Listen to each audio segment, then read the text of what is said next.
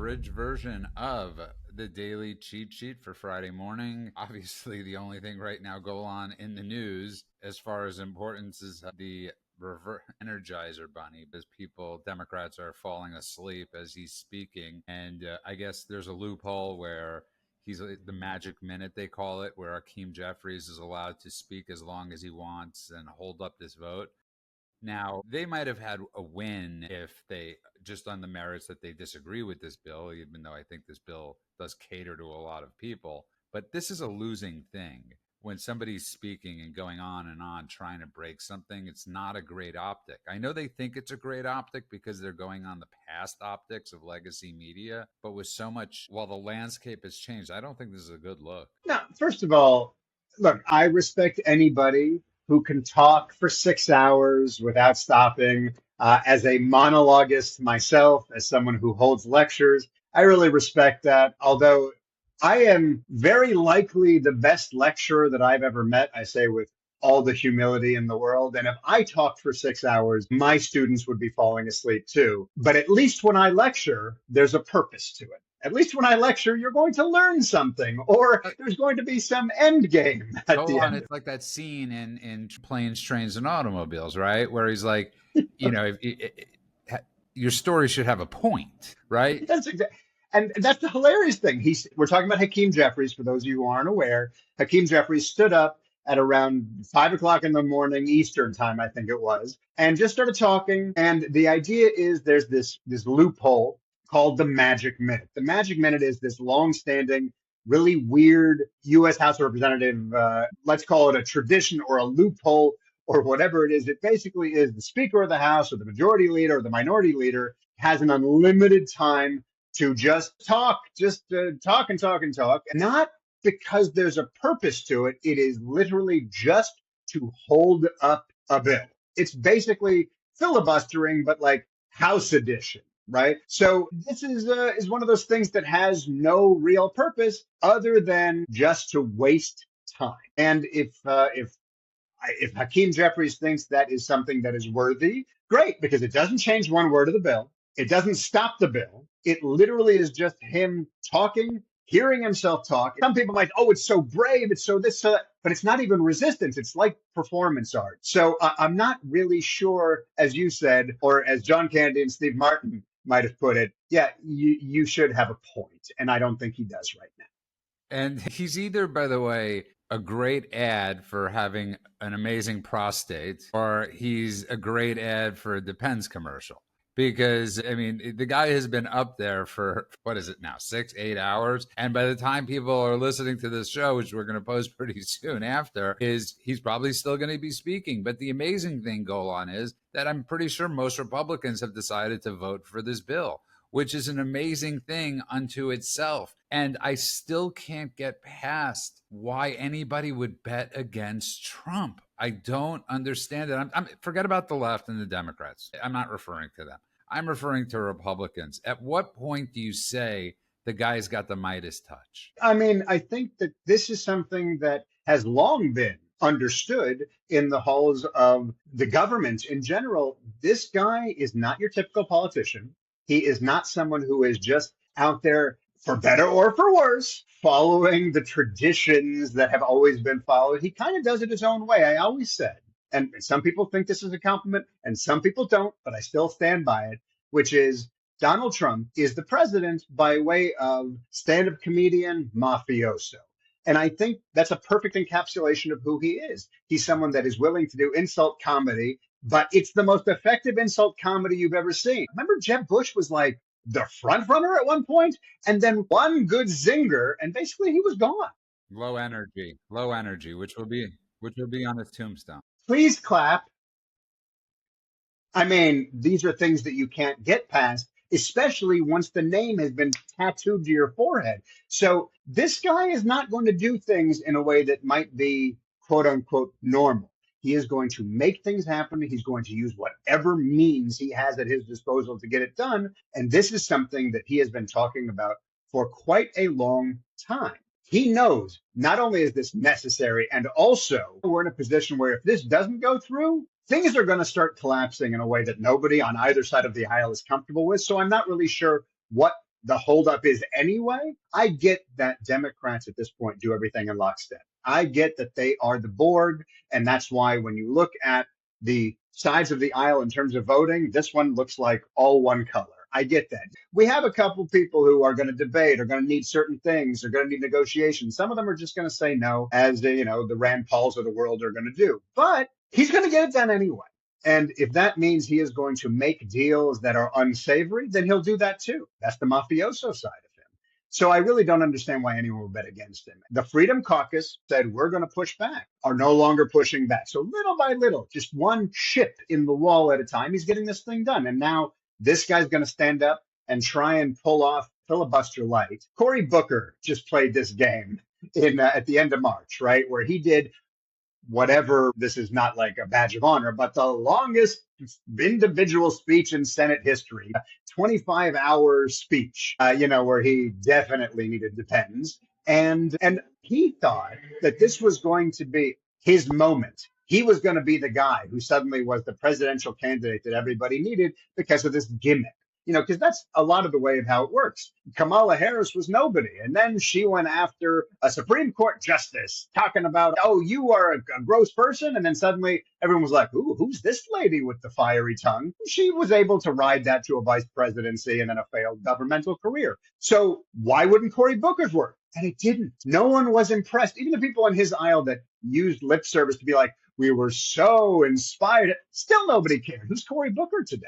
And so this guy doing the same thing, but even less effectively, I just think we're treading water and nobody's interested. Interestingly, during the debate, J.D. Vance, who is exceptional against Walz, just exceptional. I think he explained the Trump doctrine better than anybody I've ever heard do it, which was when he really labeled it common sense. And one of his quotes was, we're not going to stop it by listening to experts, he said.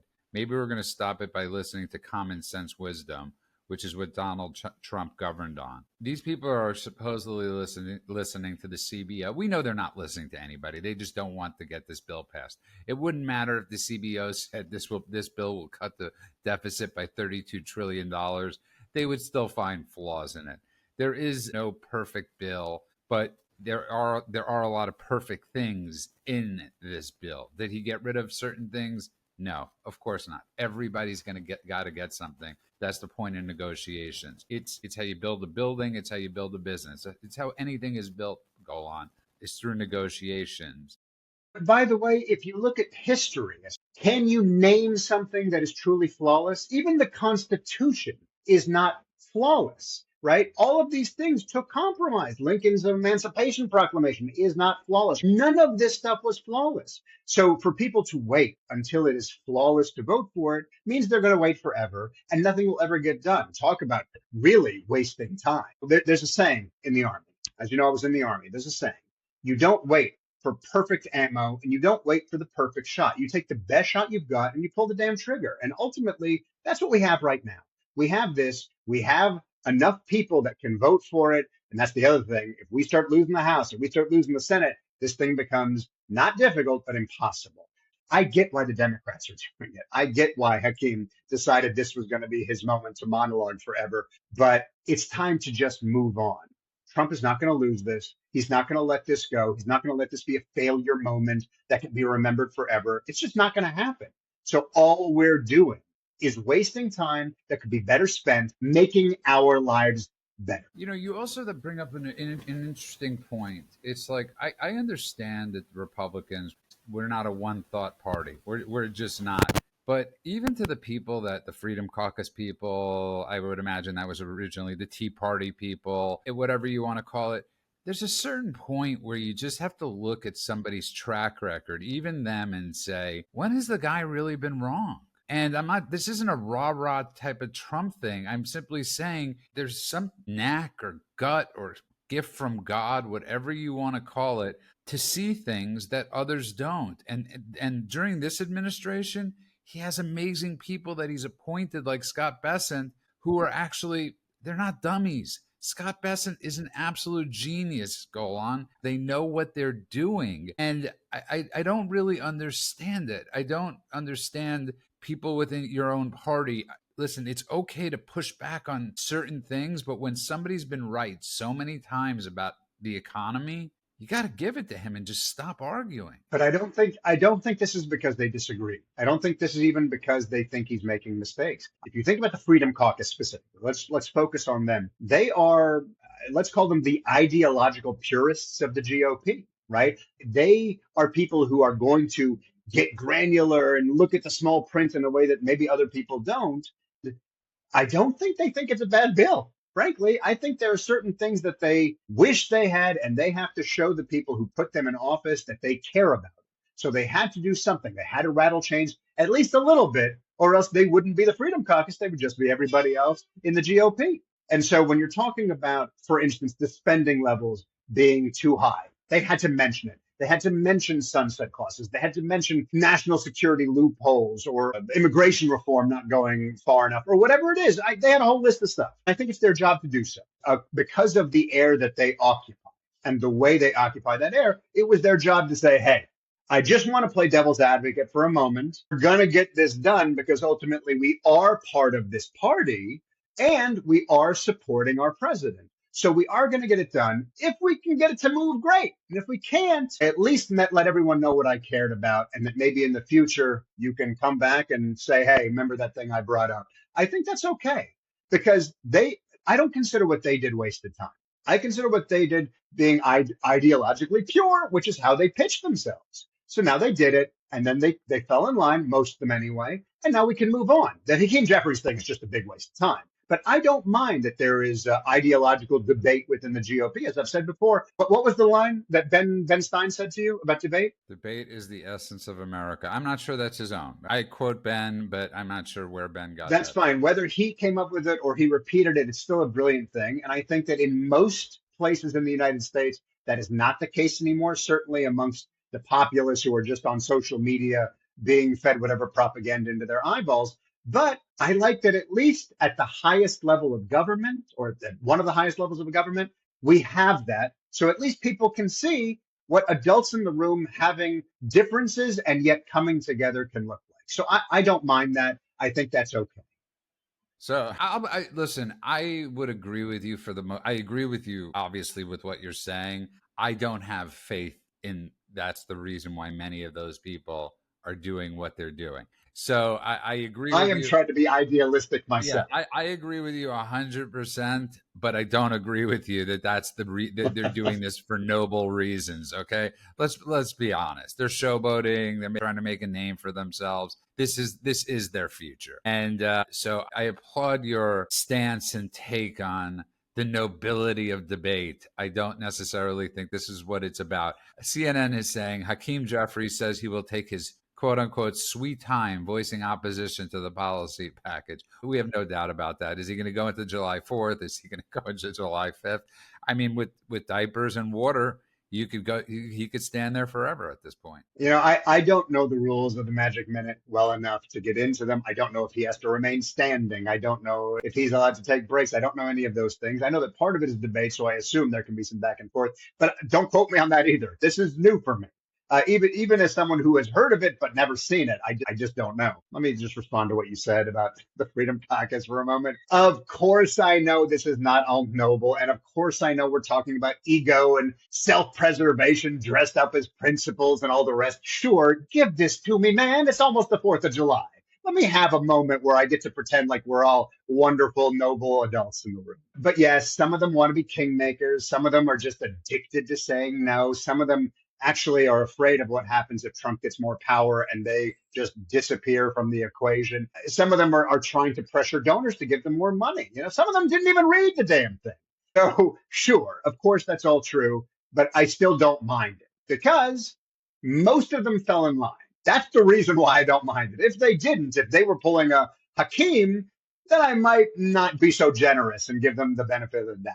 With Hakeem, I really think this is grandstanding. He knows he's not Of stopping course. anything. So this is just a waste of time and an ego boost. And everyone's going to cheer him on afterwards, despite the fact that it's not going to stop a damn thing. Okay, so Vance came out and said an undecided Republican decided to back the big beautiful bill after watching House Democrat Jeffries ramble on for hours on the floor, which I think is absolutely hysterical. I feel like ending it with like, it's like, if you're watching this video, we are not alive. One of them in like a movie, or Yeah. it's like by the time you hear this podcast, if he's still going on, I mean, go on. I don't know how you end this. I mean, this guy could be going on. Literally, he could go for 48 hours, I think, or however long he chooses to go on. This is at a certain point, it's like, God, you're embarrassing yourself, man. I always say everybody needs a producer. And if you look at everybody that's gone off the rails, especially on the far right, on the far, whatever,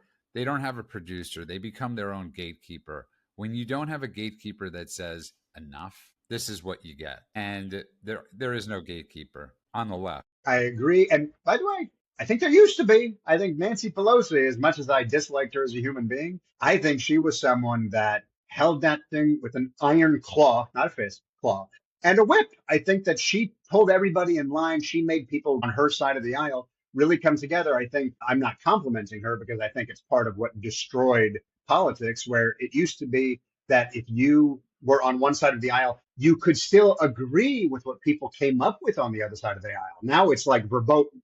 Now you have to vote with your party or else you are, voted off the island sort of thing. And I think Pelosi was a big part of that. But yes, right now I think they are, I'm going to use Men's word from yesterday. I think they are rudderless. I think they don't have leadership. I think they have a vacuum of leadership, as he said yesterday. And I think that's how we're seeing so many of the craziest people on the left side of the aisle suddenly dominating the conversation, dominating the polls, watching someone like Zoran Mamdani actually have an opportunity or even a slim chance or even a not a slim chance of becoming mayor of New York effing city. That is insanity. And that only happens because they don't know what they're doing. The chaos is just running rampant there. And by the way, I think what Hakeem is doing currently, this burning the clock thing, trying to pressure wavering Republicans or whatever it is he's trying to do, which is backfiring, as you just said, is actually painting the party as chaotic and extreme, not as this clever strategic party. I think the backfire here is that nobody cares. Nobody cares outside the Beltway and nobody cares inside the Beltway.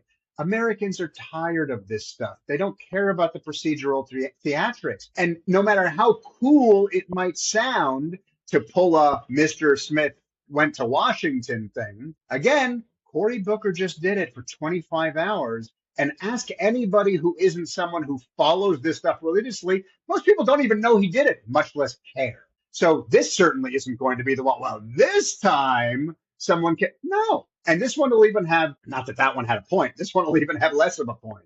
It'll be something that the right wing can even use against the left wing. They're already making memes that they're going to disseminate of this guy soapbox virtue signaling as parody. So I think this is something that just looks weak, looks silly, wastes time, and highlights Democratic priorities in the worst way possible. On that note, I want to wish everybody a good morning, good afternoon, and night world wherever you are. God bless you all.